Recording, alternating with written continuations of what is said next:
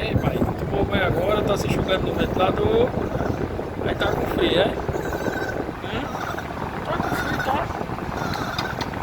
Tá com frio, caminha assim, vai acordar a bexiga. Tá com frio, tá? Tomou banho, aí tá se enxugando no ventilador e tá com frio, ó. Hã?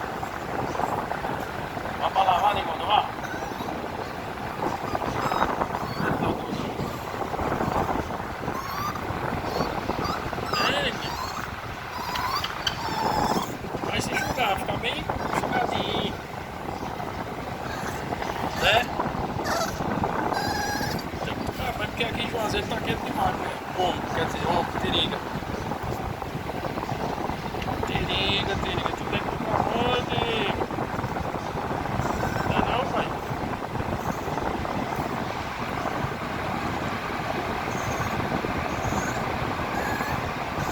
Ô, ventinho bom, menino, um calor desse, um ventinho desse, um banho da bota, não?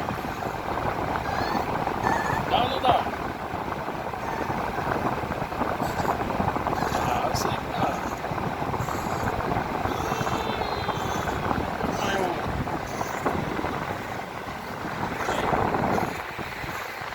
Mas aí, ó, porra ali, ó.